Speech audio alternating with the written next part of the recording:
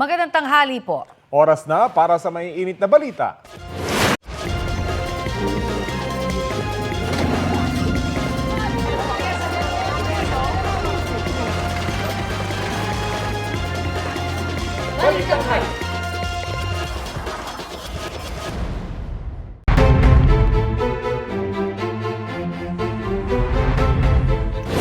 Nakabantay po ang GMA Integrated News sa mga pinakabagong balita tungkol sa bagyong Tino na tinatawid na ang Kabisayaan.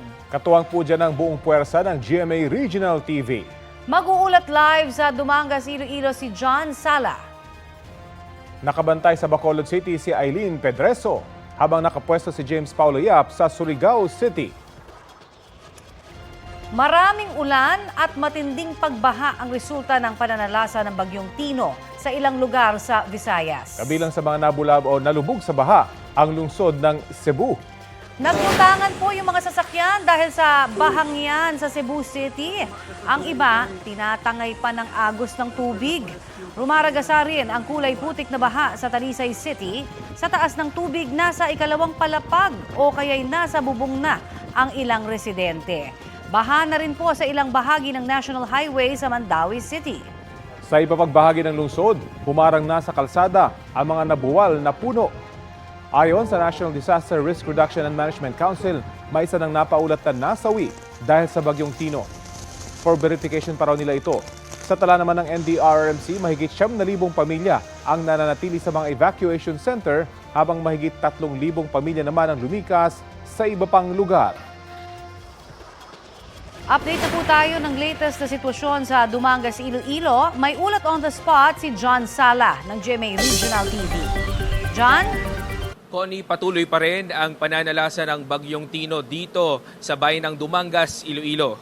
Dito nga sa bayan ng Dumangas, Iloilo, ramdam ang malakas na hangin at ulan. Kasalukuyang nasa ilalim ng tropical wind signal number 4 ang Dumangas. Sa labas ng Dumangas Port, daang mga truck ang stranded dahil sa kanselasyon ng biyahe ng mga ro-ro vessel simula pa kahapon. Marami sa mga truck ang babiyahe pa sana papuntang Dipolog City sa Mindanao, ngunit pansamantalang nakatenga muna sa highway papasok ng port. Nangangamba naman ng ilang mga driver sa kanilang supply ng pagkain dahil kung tatagal pa sila rito ay baka maubusan na daw sila ng supply. Marami sa mga residente naman, lalo na mula sa mga low-lying, flood-prone at coastal area sa probinsya ng Iloilo, ang nagsilikas na papunta sa mga evacuation center upang masiguro ang kanilang kaligtasan. Sa ngayon nga, Connie, naka-full alert status na ang local government unit ng Dumangas, pati na rin ang ibang mga LGU sa probinsya ng Iloilo. Sa mga oras na ito, Connie, ay malakas pa rin ang hangin at ilang mga sanganga sa puno dito sa plaza ng bayan ng Dumangas ay nagsibagsakan at ilang mga sasakyan ang na-damage. Ayon naman sa Pag-asa Iloilo, inaasahang tatagal pa ng ilang oras ang pananalasa ng bagyong Tino dito sa probinsya ng Iloilo. Yan ang latest mula dito sa Iloilo Province. Balik sa inyo. Maraming salamat, John Sala ng GMA Regional TV.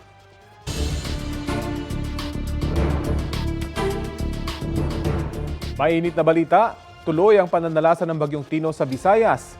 Nakatatlong landfall na ito ayon sa Pag-asa. Una ay sa Silago, Southern Leyte kaninang alas 12 ng hating gabi. Ikalawa ay sa Borbon, Cebu pasado alas 5. Habang ang ikatlo ay sa Sagay Negros Occidental bandang alas 6:40 ng umaga. Sabi ng Pag-asa, posible pang maglandfall ang bagyo sa Panay Island at sa Palawan sa mga susunod na oras habang napapanatili nito ang pagiging typhoon. Namataan ang mata ng bagyong Tino sa bahagi ng Sagay Negros Occidental. Taglay nito ang lakas ng hangin na aabot sa 150 kilometers per hour. Bukod sa Visayas, apektado rin ng bagyong Tino ang ilang bahagi ng Southern Luzon at Mindanao. Inuulan din ngayon ang Metro Manila, Calabarzon, Zambales, Bataan, Pampanga, Bulacan, Isabela at Aurora. Dahil naman sa shear line o salubungan ng malamig na amihan at ng mainit na easterlies, isa pang bagyo ang nagbabadyang pumasok sa Philippine Area of Responsibility. Namataan ng Tropical Depression mahigit 2,000 kilometro silangan ng northeastern Mindanao. Ayon sa Pag-asa, sa darating na weekend, posible itong pumasok ng PAR. Kung sakali, tatawagin niya ng bagyong Uwan.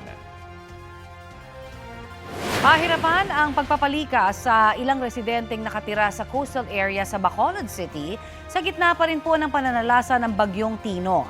Ang mainit na balita hatid ni Adrian Prietos ng GMA Regional TV. Mga puso, Eden Pretos po ng GMA Regional TV 1 Western Visayas. Nandito tayo ngayon sa Bacolod City, probinsya ng Negros Occidental. Isang Bacolod City, mga kapuso, sa may signal number 4 sa buong Pilipinas. Signal number 4 din ang karamihan sa mga LGU lugar sa Northern Negros Occidental. At signal number 3 naman ang karamihan sa Southern Negros Occidental, mga kapuso. Dito sa Barangay 2 ay pahirapan ang isinagawang preemptive at emergency evacuation ng ating Barangay Council dahil nga itong mga residente sa ating coastal areas ay hindi pumapayag at hindi gustong tumungo o pumunta sa kanilang evacuation center dito, mga kapuso. Kaya naman ang isinagawa ng punong barangay at maging ng Barangay 2 Council ay sapilitan na itong pagkukuha o pag-evacuate sa mga coastal areas residents dito sa Barangay 2. Magpapadala rin ng mga kapulisan dito. Sa kasalukuyan, makikita nyo sa aking likuran, mga kapuso, ay talagang napakalakas na ang paghampas ng hangin. Sa coastal area naman ay matataas na ang tubig mula sa dagat. Pinag-iingat ng Bacolod City Disaster Risk and Reduction Management Council ang mga residente na kung pwede ay huwag nang umalis sa kanilang mga bahay. At kung pwede din sana ay tumungo na sa kanilang mga barangay hall. Adrian Priatos ng GMA Regional TV, nagbabalita para sa GMA Integrated News.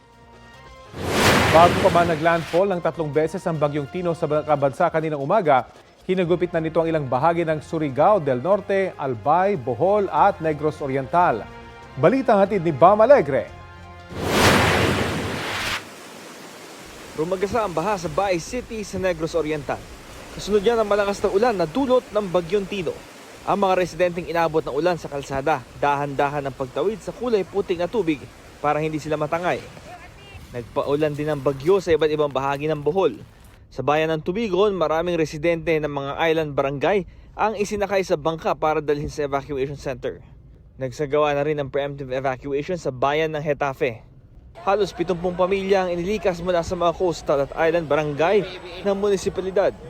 Mahigit 150 pamilya naman ang inilikas sa Barangay Banawan sa Pio Duran, Albay. Isinakay sila sa mga rubber boat ng Municipal Disaster Risk Reduction and Management Office. Ayon sa PIO Duran MDRMO, delikadong matrap ang mga residente lalo't napapaligiran ang kanilang lugar ng dagat at ilog. Kinagabihan, bumuhos ang ulan sa bayan.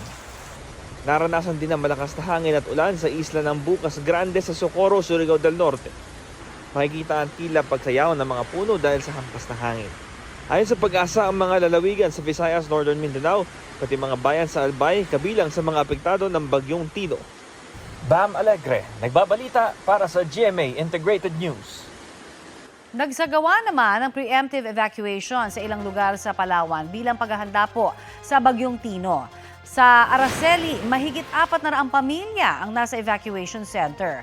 Mahigit 200 residente naman sa Magsaysay ang inilikas. Patuloy pa ang paglikas ng mga residente na nasa coastal area ng ibang bayan. Sa northern portion ng Palawan, naka-red alert status na rin po ang Palawan Provincial Emergency Operations Center.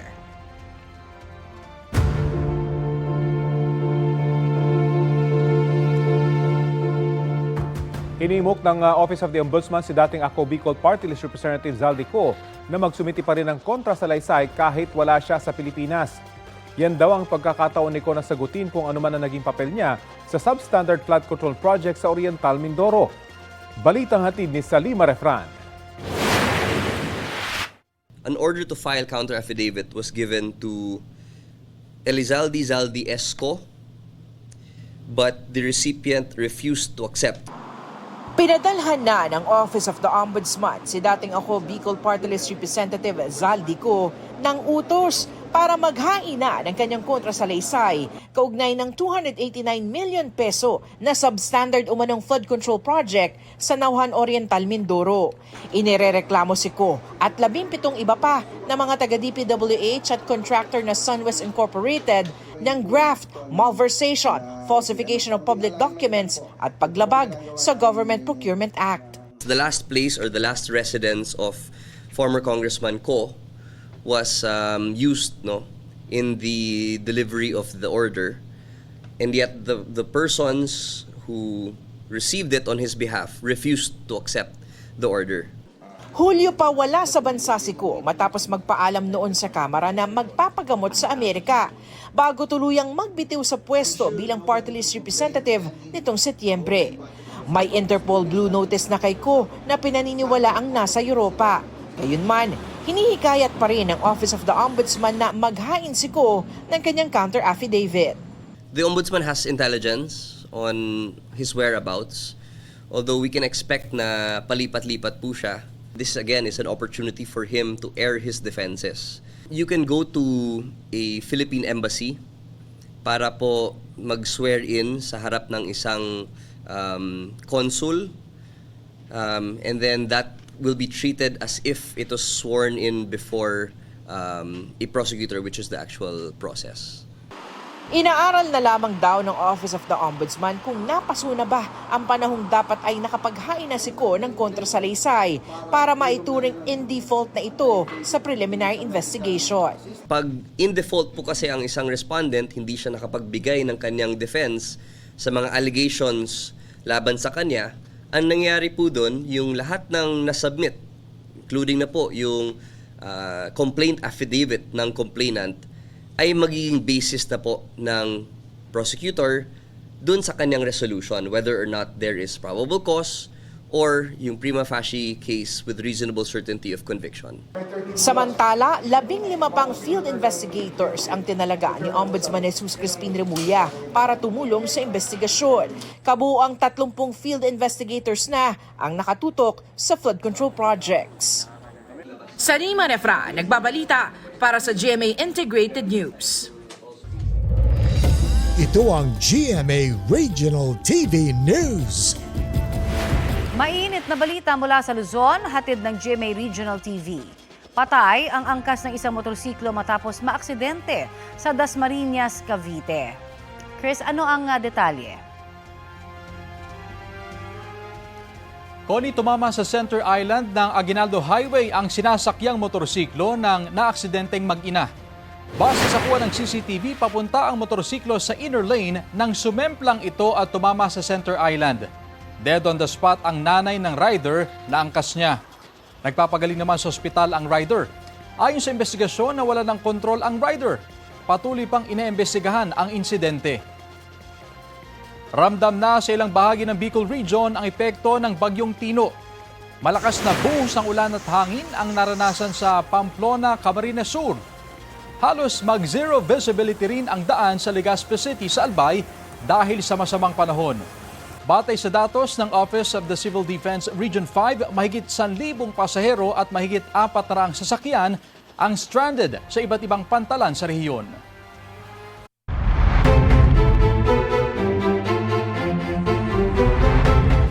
Daang-daang pasahero ang stranded sa Parola Wharf sa Iloilo City dahil sa pagulang dulot ng Bagyong Tino. Ang mainit na balita hatid ni Zen Kilantang Sasa ng GMA Regional TV. Mga kapuso, nandito tayo ngayon sa Parola Wharf, Iloilo City. As of 8 a.m., mahigit 100 individual na ang stranded ngayon matapos sinuspende simula kahapon ang biyahe ng fiber boats na may biyaheng Iloilo-Guimaras and vice versa. Binigyan ng karton na pangsapin sa sahig ang mga pasahero para may mahigaan. Ayon sa ilang stranded na pasahero, titiisin na lang nila kahit hindi sila komportable. Tinatayang mahigit 400 na mga stranded passengers ang na-record ng Philippine Coast Guard Iloilo kagabi sa Pantalan. Nabawasan ang bilang dahil ang iba ay naghanap ng temporaryong matirhan. Nagbigay naman ng pagkain ng PCG sa mga stranded na pasahero. Sa Sea Travel Advisory ng PCG, lahat ng biyahe ng sasakyang pandagat sa Western Visayas ay suspendido, kabilang na ang mga ro-ro vessel at fast craft operations. Lahat ng fisherfolk at coastal communities ay pinapaalalahanan na ipagliban muna ang pagsagawa ng water-related activities. Sa ngayon mga kapuso, maninipis pa lang na ulan ang nararanasan dito sa lungsod at hindi pa gaano kalakas ang hangin. Pinapayuhan naman ng publiko na manatiling updated sa lagay ng panahon upang maging ligtas sa anumang sakuna. Yan ang latest mula rito sa Iloilo City. Ako si Zen Kilantang Sasa para sa GMA Integrated News. Nakaramdam din po ng epekto ng Bagyong Tino ang Surigao City. Kaya kamustahin na po natin ang sitwasyon doon ngayon sa ulat on the spot ni James Paulo Yap ng GMA Regional TV. James? Connie, bumubuti man ang lagay ng panahon dito ngayon sa Surigao City ay hindi pa rin na ibabalik ang kabuuang supply ng kuryente sa syudad ngayong mga panahong ito. Binayo ng malakas na hangin at ulan ang Surigao City. Kagabi, ilang oras bago maglandfall ang bagyong Tino. Nagresulta ito sa pagkabuwal ng malalaking puno. Nasira naman ang dalawang sasakyan matapos madaganan ng malaking puno sa Surigao del Norte Capitol Complex. Matapos maglandfall ang bagyong Tino sa Silago, Southern Leyte kaninang hating gabi, naging maaliwalas na ang panahon dito sa Surigao City. Unti-unti na rin bumabalik sa kanilang mga bahay ang mga residenteng pansamantalang lumikas sa mga evacuation centers. Binigyan muna sila ng family food packs ng DSWD upang may baon silang pagkain. Suspendido pa rin ang pasok sa lahat ng antas ng mga paaralan at suspendido rin ang trabaho sa mga opisina ng gobyerno. Gayunpaman ay nanunumbalik na ang sigla ng komersyo sa lungsod. Ilang tindahan na ang nagbukas, kasama na riyan ang mga non-essential establishments. Dahan-dahan na ring naibalik ang supply ng kuryente sa syudad, bagamat hindi pa 100%. Connie, ayon sa Post-Disaster Needs Assessment ng Surigao LGU, ay walang naging matinding pinsala si Bagyong Tino dito sa Surigao City. At yan muna ang latest mula rito sa Surigao City. Balik sa iyo dyan, Connie. Maraming salamat, James Paulo Yap.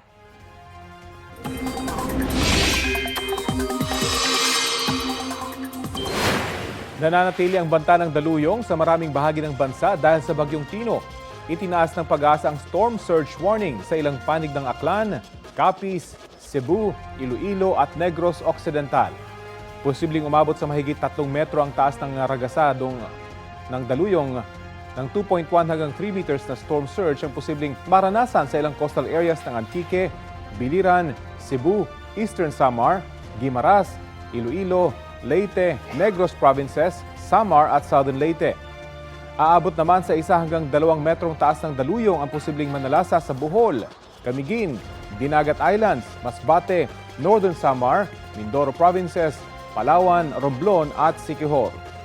Muli paalala ng Pag-asa, lumayo sa dalampasigan at lumikas na sa matataas na lugar. Tatagal ang storm surge warning hanggang alas 2 mamayang hapon. Sa ibang balita, nasunog ang isang ancestral house sa Marikina. Ang itinuturong dahilan ay napabaya ang nakasinding kandila. Balitang hatid ni EJ Gomez. Nagngangalit na apoy ang bumalot sa ikalawang palapag ng ancestral home na ito sa Barangay Malanday, Marikina City pasado alas 10 kagabi. 8 pamilya na magkakaanak daw ang nakatira sa bahay na may 8 partition ayon sa Bureau of Fire Protection. Ligtas namang nakalikas ang mga apektadong residente. Sunog-sunog daw, yun ang narinig ko. Actually, hindi naman sa amin nagsimula yun. Dito sa aking bahay ng pinsan ko, yung sunog, dun siya nagsimula. Ayon sa mga nasunugan, naiwang nakasinding kandila ang pinagmula ng apoy. Tulog na ako, may nagsabi na susunog, labas ako ng bahay. Napakalakas ng apoy, lahat na, inabot na lahat. Inabot na. Nagsimula po yan sa kandila. Wala pong kuryente, ma'am. Ang 71 anyos na si Tatay Jeff nakayapak at wala raw na isalba kundi ang kanyang alaga. Pagod ako sa katrabaho, umuwi ako. Pahinga na ako. Naiwan ng kandila. Pagising ko, malakas ang apoy na. May naamoy kami na parang may nasusunog na kable ng kuryente. Tapos yun na, lumaki na yung apoy kasi pumutok na. Siyempre, takot kami dahil katabi lang namin Yung natupok na structure is residential ancestral home. So yung pamilyang nakatira dyan is 8, pero yung mga nadamay is 4 lang. Bali 2 palapag siya, pero yung mostly na pinaka-na-damage yung second floor lang. Kasi gawa siya sa light materials Kaya ang bilis niyang kumalat. Wala namang malaking pinsala sa food store at laundry shop sa baba ng nasunog na bahay. Tumagal ng halos 1 oras ang sunog bago tuloy na apula pasado alas 11 kagabi. Ayon sa BFP, aabot sa humigit kumulang 100,000 piso ang halaga ng pinsala ng sunog. EJ Gomez, nagbabalita para sa GMA Integrated News. Binago ng Office of the Ombudsman ang guidelines para makakuha ng kopya ng Statement of Assets, Liabilities and Net Worth o SALN ng matataas na opisyal ng gobyerno. Ang pagproseso sa mga hinihinging kopya ng SALN ay first in, first out. Balita hatid ni Salima Refran. Pagdating ng November 15, maaari na mag-request ng kopya ng SALN o Statement of Assets, Liabilities and Net Worth ng Pangulo, Pangalawang Pangulo at iba pang opisyal ng gobyerno na inihain sa Office of the Ombudsman. Nitong October 31 kasi ay naipalathala na ang guidelines para sa public access sa mga SALN. Kung dati, kailangan pa ng notarized letter of authority mula sa may-ari ng SALN bago makakuha nito. Ngayon, inalis na yan. 2 ID at filled out form lang ang kailangan. Batay sa guidelines, lahat ng hiling para sa kopya ng SALN, papayagan, liban na lang sa ilang kondisyon. Isa riyan ay dapat walang derogatory record ng maling paggamit ng dokumento ang nagre-request. Hindi na rin sisirain ang mga SALN on file at itatago ang mga ito digitally. Hindi tulad sa mga naunang memorandum na sisirain ang mga kopya ng SALN matapos ang 10 taon, liban na lamang kung bahagi ito ng investigasyon. The prescriptive period for any of the violations of RA 3019 is now 20 years. Kaya natin binago ang mga periods for the accessibility of physical SALNs. So, as long as final nyo within 20 years, we will keep it physically for 20 years. But after that, basta meron na tayong digital record, that will be there virtually forever. Ang virtual copies ng SALN makakatulong raw sa investigasyon lalo't pinalawig na ang prescriptive period o panahong pwedeng magkaso sa ilalim ng Anti-Graft and Corrupt Practices Act na 20 taon. Well, it can definitely track the accumulation of wealth of a public official. When somebody declares something at a certain point in time, and that is a sworn statement, yung SALN is sworn to that is usually used in conjunction with SALNs is the lifestyle check.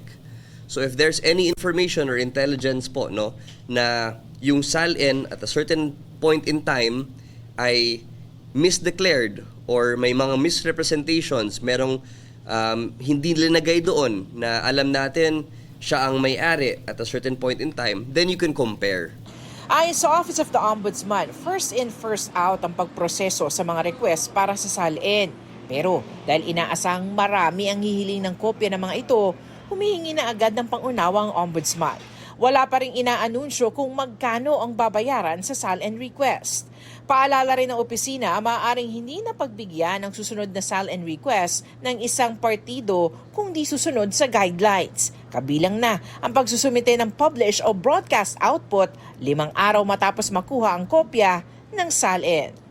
Salima Refran, nagbabalita para sa GMA Integrated News. Ilang segundo na lang at magpupula na ang traffic light na yan sa Aguinaldo Highway sa Dasmariñas, Cavite. Nang magpula ang ilaw, pumasok sa intersection ng isang SUV mula sa kanang bahagi. Sa bandang gitna, bumangga ang isang motorsiklo na nagpit sa red light. Tumilapon ng rider at tumama pa sa Center Island. Dinala siya sa paggamutan. Patuloy ang investigasyon. Ingat po sa pagmamaneho mga kapuso. Samantala, kinuyog ang isang lalaking pumasok sa kwarto ng mag-asawang senior citizen sa Tondo, Maynila. Ang paliwanag ng kanyang pamilya sa balitang hatid ni Jomer Apresto.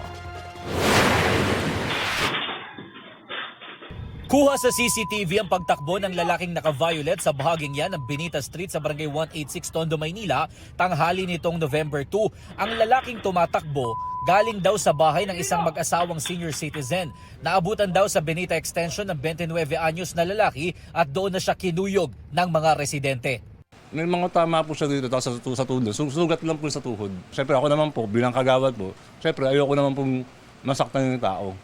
Talagang nila ko muna siya sa patrol namin. Sinakina po namin siya agad, dinala sa barangay. Ayon sa barangay, agad naman daw nagtungo ang pamilya ng lalaki at ipinaliwanag sa kanila na nagkaroon ng health problem ang lalaki mula nang maghiwalay sila ng kanyang live-in partner. Ayon sa pulisya, walang naipakitang dokumento ang pamilya ng lalaki kaugnay sa kanyang kondisyon. Wala namang nakuhang gamit sa mag-asawang senior citizen, kaya hindi na raw sila magsasampa ng reklamo. Nung pag-iimbestiga ho namin, sabi naman ho, wala lang, pumasok lang daw dun sa bahay na yon. Siguro yun daw yung nagustuhan niya. Ang sabi po ng biktima, ang kamag-anak po ng suspect, magfa-file po sila ng kaso doon ho sa mga na ma-identify nila ng bugbog o sa kamag-anak nila. Nakausap din namin ang dating live-in partner ng lalaki. Sinabi rin niya na may health condition ng lalaki. Nabanggit din niya na ang bahay na pinasok ng lalaki ay dati raw niyang tinirhan. Alam niya po talaga, bahay pa rin po nila yun. Kaya umakyat po siya. Pero hindi po yung magnanakaw. Jomer Apresto nagbabalita para sa GMA Integrated News. Ito ang GMA Regional TV News. Inihahanda na rin ang mga barko sa ilang pantalan sa Mindanao para sa posibleng epekto ng Bagyong Tino. Sarah, saan yan? Rafi, sa Nasipit, Agusan del Norte, nasa isang daungan na ang mga barko mula sa iba't ibang lugar para makaiwas sa hagupit ng Bagyong Tino. Abot sa 50 commercial at cargo vessels ang nakadaong sa Nasipit Seaport. Ayon sa Philippine Coast Guard, ligtas ang lugar dahil sa mga matataas na bundok sa paligid. Inaasahan ang pagdating ng marami pang barko. Sa Davao Occidental naman, suspendido na ang biyahe ng mga sasakyang pandagat dahil din sa bagyo. Nakahanda na rin ang Coast Guard para rumisponde sa mga mangangailangan ng tulong. Sa Sigma Capiz, sugatan ang 5 sakay ng isang pick-up matapos mahulog sa gilid ng kalsada. Sa investigasyon ng pulisya, posible umanong nakaidlip sa pagmamaneho ang 50 anyos na driver at nawala ng kontrol sa manibela. Ayon sa ilang saksi, mabilis ang takbo ng pick-up. Wala namang nadamay sa nangyari. Walang pahayag ang driver ng pick-up at ang iba pang sakay.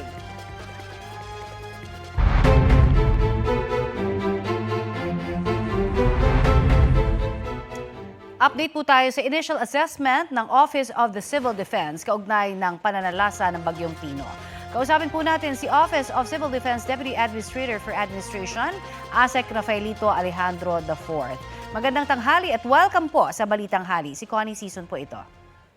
Yes, Connie. Magandang tanghali po. Ano po ba ang ating initial assessment sa mga lugar sa Visayas region na may pinaka-apektado ho nitong Bagyong Tino?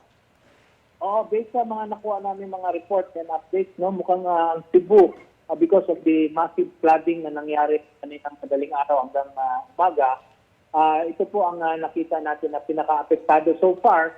But tuloy-tuloy pa rin naman ang epekto nitong Tino kasi parating o pasok pa siya sa Panay. But so far, based sa dinaanan niya, mukhang Cebu po ang pinaka-matinding may epekto dito sa Tino. Sa ngayon po ba may mga balita na kung magdadeklara po ng state of calamity dun sa mga natamaan po nitong Bagyong Tino? Oo, meron na mga indikasyon na magdi-declare itong mga LGUs na ito, itong sa Region 7, pati sa Region 8, itong dinaanan itong Southern Leyte po. Oho. At ilan na ho ang naitalang nasawi o nawawala kaya dahil ho sa Bagyong Tino officially? Oo, so far, meron kami mga initial na report sa 2 na nasawi dito sa bagyong ito but still subject for validation po. Okay. So, yung kasama ho dyan yung kinonfirm na isa hong tanod, tama ho ba yun, na nabagsakan ng puno at yung isa naman ho, isang senior citizen daw na nalunod? Opo. Yun po yung 2 na nakuha namin at meron pa pong isang initial sa Maguindanao but we are checking kung related siya sa sa Bagyong Tino but chine-check pa rin natin ito. Makikibalita lamang din po tayo dun sa mga gusto rin syempre magpaabot po ng tulong. Ano ho ba yung mga hinihiling ng ating mga inilikas na residente? So far tubig at saka pagkain and ito nga mga papasok din dito yung mga shelter material na kailangan nila lalo na sa Region 8 yung mga tent po yung dinaanan malakas na hangin. I see. At yung may mga lugar pa rin ho ba daw tayong hindi pa napupuntahan dahil po sa baha o kaya sa mga landslide? May mga areas din daw na hindi pa nakokontak? So far wala namang areas na hindi napupuntahan. Meron po report sa atin na kailangan ng tulong at yun po inaayos natin at para mapuntahan at ma-augment yung mga LGUs lalo na sa Cebu. Dito sa Southern Leyte naman na medyo okay naman ang komunikasyon at gumagawa na po ng damage assessment sa lugar as we speak po. Marami ho nagulat, particular na doon sa mga nalubog sa Cebu at sa ilang pang probinsya ng Cebu. Maari lamang ho, pinapakita ho kasi natin itong mga video po ng mga nalubog na sasakyan. Sabi ho lang ho sa atin, ano bang pangyayari? Gabi ho kasi ito nanalasa, itong bagyong Tino. At ito ho ba yung mga nakapark? Ano ho ba ang senaryo nung time na yan? Opo, ang mga initial info sa amin, ito yung nakapark kasi gabi nga ang dumating itong bagyo dyan sa Visayas at medyo tumaas yung tubig. Kaya ito po, mga sasakyan na nakasama doon sa pagtaas ng tubig at nadala sila, no? So yun po ang initial info sa atin. Kaya po naka-red warning ang Cebu kahapon pa po dahil sa dala ng ulan nitong Tino. So ito po talaga matinding pag-uulan naranasan nila. Kaya hindi lang po sa Cebu, yung neighboring towns din po or cities sa Talisay at sa Liloan, nagkaroon din po ng flooding. Susunod daw natutumbukin na ang Panay Island. Kamusta na ho ang balita doon at update? Opo, ang update natin doon kanina, sinisigurado natin doon sa aming regional office na nakalatag na po or nakaready na lahat ng mga resources doon at nakapag-conduct na po ng mga preemptive evacuation doon sa area nila.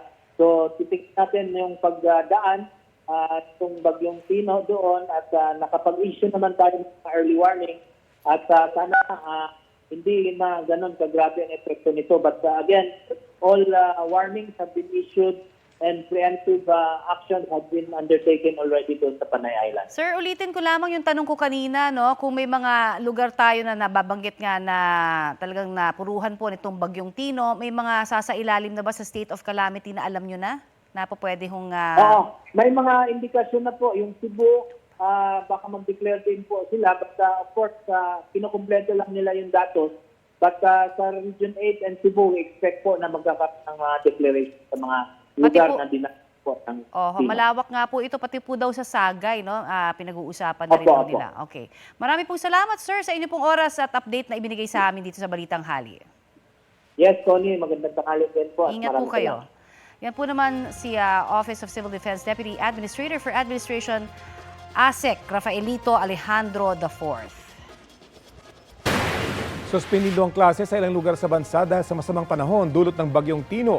Wala pong pasok ang lahat ng antas sa mga pampubliko at pribadong eskwelahan sa mga lalawigan ng Maguindanao del Sur, Lanao del Sur, Cavite, Negros Oriental at Antique. Wala ring pasok sa Malay, New Washington, Balete at sa Ibahay sa Aklan. Shift muna sa alternative learning modality ang lahat ng klase ng estudyante sa Kalibo, Aklan. Kanselado naman ang pasok sa Ibisan, Panitan at sa Pontevedra sa Capiz. Sa bayan ng Maayon Elementary hanggang grade 12 lang ang walang pasok. Alternative delivery mode naman ang ipatutupad sa lahat ng antas sa mga pampubliko at pribadong paaralan sa Rojas, Dumaraw at sa Hamindan, Capiz. Sa Iloilo, wala ring pasok sa Balasan, Batad, Carles, Pavia, San Dionisio, Sara at sa Iloilo City. Wala namang in-person classes sa mga estudyante sa Concepcion, Leon at Oton sa Iloilo.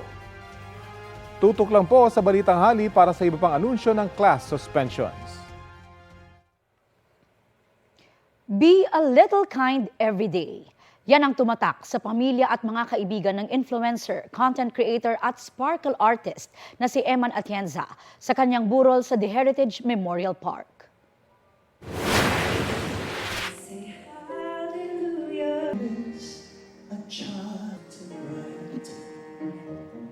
Nagbigay ng tribute ang Sparkle GMA Artist Center family kay Eman na naging malapit sa kanilang puso.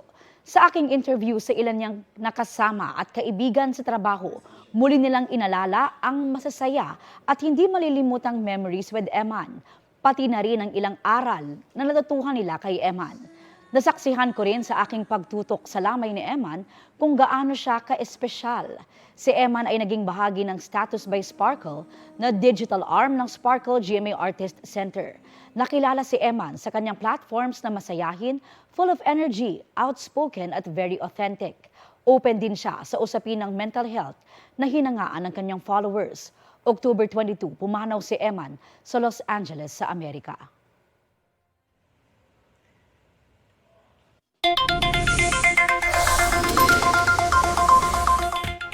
Nagpatupad na rin po ng rollback sa presyo ng LPG ang kumpanyang Clean Fuel. 25 sentimo ang bawas sa kada kilo ng kanilang LPG ayon sa Clean Fuel. Una nang nag-anunsyo ng bawas presyo sa LPG ang Solein na nasa 45 sentimo sa kada kilo ng kanilang LPG.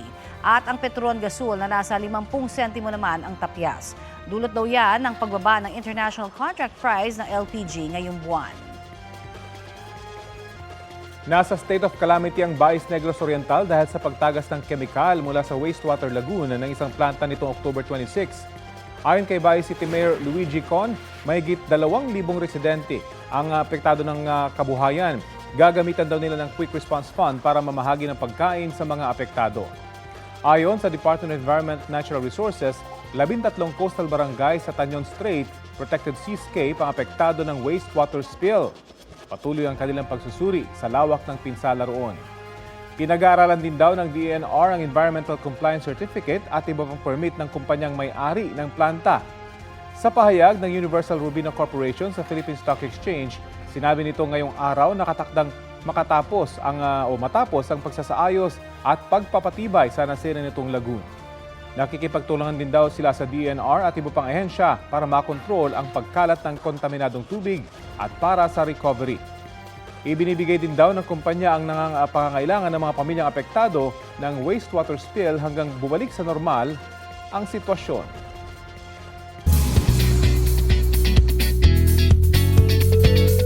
Maulang Tuesday, mga mare at pare. May ni-reveal si Rita Daniela kung sino ang na-first move sa kanilang relationship ni Mac-Claude Guadagna. Naglakas daw ba akong i-follow siya kasi mukha siya talagang suplado eh. Yung parang, hindi naman to nababakante. For sure, may girlfriend to. So, okay lang.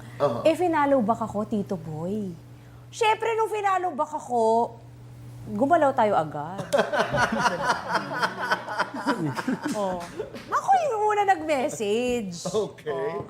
Chika yan ni Rita with Mac sa Fast Talk with Boy Abunda. Ang dalawa para bang nasa Cloud9 habang binabalikan ang moments nila together.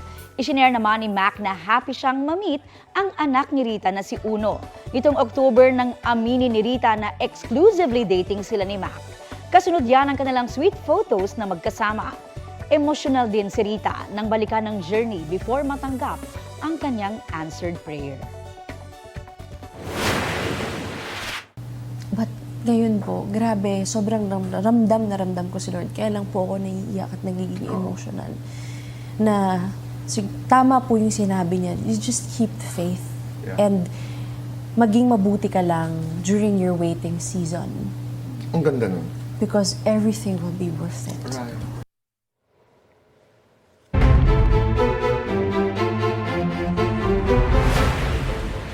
Update tayo sa epekto ng Bagyong Tino na nagpabaha sa ilang lugar sa Visayas. Kausapin natin si Pag-asa Weather Specialist Benison Estareja. Magandang umaga at welcome sa Balitang Hali. Magandang umaga po, Sir Rafi. Opo, nasaan na po ngayon yung Bagyong Tino at napapanatili ba nito yung taglay na lakas? Sa itong 8:50 ay nasa vicinity ng Bacolod City sa Negros Occidental ng alas 10 po ng umaga. Possible po mga susunod na oras bakit kasi na ito ang Western Visayas. Dahil mamaya hindi ang bukas daling araw tatawid naman ang Bagyong Tino ang hilagang bahagi po ng Palawan hanggang sa makarating po ng West Philippine Sea bukas ng umaga at makalabas ng ating area of responsibility either bukas ng gabi or sa madaling araw po ng Thursday. So sa ngayon po meron itong taglay na hangin na 140 kilometers per hour. So bahagya itong humina. May pagbukso hanggang 195 kilometers per hour at kumikilos pa kanluran sa bilis na 25 kph. Gaano karaming ulan po yung binubuhos ng Bagyong Tino at sa bilis na 25 kilometers per hour, mas mababawasan ba yung epekto nito sa mga lugar na kanyang daraanan? Sa ngayon po, based dun sa kanyang speed, we're seeing na ito pa rin Western Visayas, Negros Island Region, plus Palawan yung pinakamaranas po ng pinakamaraming ulan. In fact, meron po tayong red rainfall warning sa Western Visayas and Negros Island. Ibig sabihin, torrential rains po ang may experience nila sa susunod na 3 oras. At meron namang orange warning or intense rains in the next 3 hours. Dito naman sa may central and eastern portions of Visayas. And by tomorrow, most likely Palawan na lang po yung pinakamakaranas ng matinding ulan. Sa tuwing tumatawid po ito ng dagat, lumalakas pa po ba itong bagyo? Based po dun sa ating forecast, we're seeing na mapapanatili ngayong 140 to 150 kilometers per hour habang tumatawid siya dito sa may Western Visayas hanggang sa makarating ng Palawan. At pagsapit ng West Philippine Sea, dun siya magre-re-intensify o bahagyan lalakas po beyond 150 kph. Pero hindi na natin nakikita na lalakas pa ito bilang super typhoon. Sa mga lugar po yung posibleng maapektuhan pa nitong bagyong Tino in the coming days? Bali po bukas, maaaring dito na lamang sa may area po ng Mimaropa at yung westernmost portion ng Visayas ang magkakaroon ng effect ng hangin, ng lakas ng ulan, and then other parts of Visayas, plus the western portion of Mindanao and the rest of southern Luzon. That includes Metro Manila. Meron pa rin mga asahang kalat-kalat po ng mga pag-ulan. Pero hindi na siya katulad ng today, no? Na nagkaroon tayo ng malawakang mga pagbaha at pagguho ng lupa. So expect natin bukas mga generally light to moderate rains na lamang po doon sa mga dinaanan nitong bagyong si Tino. Nabanggit niyo po kanina yung dalang ulan nitong bagyo. Napanood kasi natin yung video na galing sa Cebu, talaga namang nalubog yung ilang lugar doon at inanod pa pati yung mga sasakyan. Mukhang hindi nakapaghanda or talagang first time na tamaan siguro yung lugar na ito. Ganun po kadami yung para ma-visualize natin, ganun kadami yung pwedeng i-boost na ulan itong si Tino sa mga daraanan pa niya. Yes po, kung mapapansin po natin yung video, no, parang itong area kung saan nagkaroon ng matinding pagbaha, napakataas po na level nito. No? Kung yung paligid po niya is parang mataas na level, so hindi lang maaaring nanggaling yung ulan doon sa area bumagsak. No? Maaaring doon din sa mga kabundukan sa paligid niya. So nag-pile up, parang naging basin or palanggana po yung area na yun. Kaya talagang nag-pile up yung pagbaha. As for the forecast rainfall, we're seeing nga na dito sa may parting Cebu, meron pa rin tayong mga at times intense na pag-ulan hanggang mamayang hapon habang nandito sa may Panay Island ang bagyo, and then by tomorrow, sabihin natin mababawasan na talaga greatly yung mga pag-ulan natin, pero nandyan pa rin yung banta ng mga pagbaha, knowing na meron pa rin mga light to moderate. Nag-issue rin po kayo ng storm surge warning. Hanggang kailan po mananatili ito sa ilang panig ng bansa? Yes po, in effect pa rin yung ating storm surge warning dito po sa malaking baybayin po sa mga coastal communities sa may Visayas. Lalo na sa ngayon, meron tayong higit sa 3 meters in some areas po dito sa may Negros Island region, Cebu plus Western Visayas. Then mamayang gabi, most likely dito na lamang po sa may Western Visayas and Palawan, merong banta ng daluyong. And by tomorrow, maaaring malif na po siya pagdating dito sa may West Philippines. Anong chance na naman po maging bagyo itong LPA sa labas ng Philippine Area of Responsibility? Meron po tayong update actually as of 8 in the morning. Itong low pressure area sa far east of Mindanao, isa nang ganap po na tropical depression or mahinang bagyo. Pero dahil ito'y malayo pa, more than 2,000 kilometers east of northeastern Mindanao pa, ito po ay posibleng lumakas pa hanggang super typhoon category actually. Yung forecast po natin by around Friday or Saturday, ito yung time kung saan nakapasok na ng area of responsibility itong si tatawagin natin bagyong Uwan is around 195 kph yung kanyang forecast intensity. Pero dahil ito'y several days ahead pa po, malaki pa yung chance na magbabago yung scenario natin, yung track, yung intensity regarding this weather disturbance. Pero sa ngayon, ano po ang tinutumbok nitong posibleng maging super typhoon? Bali po pagsapit ng Friday or Saturday, nasa may silangan na po siya ng Quezon Bicol area. No? So maaaring ito yung mag-westward movement going towards the entire Luzon actually. Meron tayong ganyang scenario. And then meron ding scenario na mag-northern Luzon siya, mag-west-northwest movement siya. Pero ang nakikita natin talaga na mas definite scenario is magiging malakas po talaga ito. So dapat ngayon pa lang po maganda na dahil saturated na yung mga kabundukan at posibleng magdulot ito ng malaking pinsala tulad ng pagbaha. Yes, ito po mga posibleng daanan itong parating na panibagong bagyo. Ito yung mga nagkakaroon ng mga pag-ulan sa ngayon dulot po ng shear line. Itong Cagayan Valley, Aurora, Quezon, malalakas po yung mga pag-ulan yan sa ngayon at mataas na nga yung banta ng mga landslides. So knowing na itong paparating na bagyo ay makaka-apekto early next week, then tataas muli ang chance ng mga malalakas na ulan doon at mga pagbaha at landslides. Okay, may oras pa po para maganda. Maraming salamat po sa oras na ibinahagi nyo sa Balitang Hali. Salamat po, ingat. Si Pag-asa Weather Specialist Benison Estareja. Update po tayo sa epekto ng bagyong Tino sa Negros Occidental. May ulat on the spot si Eileen Pedreso ng GMA Regional TV. Eileen? Rafi, Connie, ramdam na ang lakas ng hangin at pag-ulan dala ng bagyong Tino sa northern portion ng Negros Occidental at Bacolod City ngayong umaga, kaya naghahanda na ang mga residente. Dahil sa lakas ng hangin, bumagsak ang ilang sanga ng kahoy sa Victoria City. Ang ilang kalsada halos hindi madaanan matapos nagkalat ang mga bumagsak na punong kahoy. Nagsiliparan ang bubong ng ilang bahay. Ang ilang residente, siniguradong nakatali ng mahigpit ang mga bubong upang hindi liparin ng hangin. May ilang nag-ayos na ng mga gamit kung sakaling magkaroon ng evacuation anumang oras. Base sa 8 a.m. bulletin ng Pag-asa, nasa ilalim ng Tropical Cyclone Wind Signal number 3 ang central portion ng Negros Occidental, partikular ang Moises Padilla, Isabela, Hinigaran at Binalbagan. Sa Bacolod City, nagsagawa na ng preemptive evacuation sa coastal areas dahil sa naranasang pagbugso-bugsong ulan at malakas na hangin simula kaninang umaga. Connie, sa tala ng Bacolod City LGU ay umabot na sa mahigit 500 mga pamilya ang nasa evacuation center sa mga oras na ito. Connie? Maraming salamat, Eileen Pedreso ng GMA Regional TV. Ingat kayo dyan.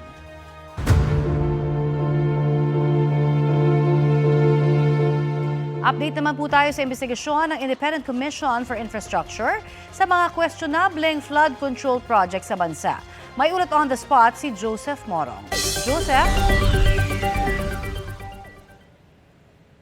Yes, Connie, pinaimbestigahan ng Independent Commission for Infrastructure o ICI sa Ombudsman kung may paglabag sa Code of Conduct and Ethical Standards sina dating DPWH Secretary Manuel Bonoan, dating DPWH Undersecretary Roberto Bernardo at dating DPWH Undersecretary Maria Catalina Cabral. Connie, yan ay bahagi ng ikatlong interim report na inilabas ng ICI ngayong araw at kung may makikitang paglabag ang Ombudsman sa tatlo ay maaaring mapatawan sila ng hindi lalampas sa 5 taong pagkakabilanggo o multa na 5,000 pesos o pareho at maaari rin silang hindi na makaupo sa gobyerno. Bukod sa kanila, ipiniimbestigahan din ng ICI sa Ombudsman kung may posibleng kaso naman ng graft, malversation at falsification of public records at paglabag sa Government Procurement Act sina dating DPWH Bulacan 1st District Engineer Henry Alcantara, dating mga engineers Bryce Hernandez at si Yumir Villanueva, presidente ng kumpanyang Top Notch Catalyst Builders Incorporated. Ito ay para sa isang 72 million na ghost project sa Bagong Silang, Plaridel, Bulacan. Ang rekomendasyon ng ICI ay base sa report ng Commission on Audit o COA na nagpakita na wala raw proyektong naitayo pero nabayaran ng buo ang proyekto. Narito po ang pahayag ni Justice Andres Reyes. Expect more references, referrals to the Ombudsman. More are coming. I repeat, more are coming. Kung sasalukuyan ay naghahain na ng referral itong ICI sa Ombudsman. Ito yung ikatlo nila at ito yung unang pagkakataon na nabanggit itong si dating DPWH Secretary Manuel Bonoan at tinarekomenda na kumimbestigahan ang kanyang involvement sa isang flood control project. Connie. Maraming salamat, Joseph Morong. Pasok na sa top 50 ng World Rankings ng Women's Tennis Association si Pinay tennis player Alex Ayala. Panibagong career high yan ni Alex. Sa kanyang social media, ibinahagi ni Alex na dream come true para sa kanya ang nagdaang 2025 season. Love letter daw ito para sa kanyang pamilya, mga kaibigan at lahat ng sumusuporta sa kanya. Ngayong taon, ilang beses gumawa ng kasaysayan si Alex. Una, bilang unang Pinoy na magkaroon ng WTA 125 title matapos magkampiyon sa Guadalajara Open. Pangalawa, unang Pinoy na makaabot sa finals ng isang WTA event. At pangatlo, una ring Pinoy na nakakuha ng panalo sa isang Grand Slam main draw. Congratulations sa iyo, Alex! Sa iba pang balita, isa-isang sinagip ng mga tauhan ng Philippine Red Cross Southern Leyte Chapter at Emergency Response Unit ang mga stranded na residente sa Barangay Guadalupe sa Maasin City. Umapaw kasi ang isang malaking kanal doon dahil sa malakas na buhos ng ulan dulot ng bagyong Tino. Sa Talisay, Cebu, sinagip din ang mga residenteng naninirahan sa ilalim ng tulay matapos umapaw ang tubig sa Mananga River. 6 na individual at isang alagang aso naman ang inilikas ng Philippine Red Cross Water Search and Rescue Team sa Villa del Rio sa Talamban, Cebu. Mga kapuso, patuloy na tinatawid ng bagyong Tino ang Kabisayaan. Nakatatlong landfall na nga po ang bagyo at posibleng may kasunod pa ayon sa Pag-asa. sa Panay Island at sa Palawan sa mga susunod na oras. Bukod sa matitinding ulan at hangin, pinalilikas na rin ang mga nakatira sa ilang coastal areas dahil sa banta ng daluyong o storm surge. Hanggang bukas, inaasahang mararamdaman ang bagsik ng bagyong Tino. Nakataas pa rin ang wind signal number 4 sa Cuyo Islands at ilan pang panig ng Western Visayas at Negros Island region. Signal number 3 naman sa ilang bahagi ng Masbate, Palawan at ng Kabisayan. Ingat po mga kapuso. Ingat po sa bagyo mga kapuso. Ito po ang Balitang Hali at bahagi kami ng mas malaking misyon. Ako po, si Connie Sison. Rafi Tima po. Kasama niyo rin po ako, Aubrey Carampel. Para sa mas malawak na paglilingkod sa bayan. Mula sa GMA Integrated News, ang News Authority ng Filipino.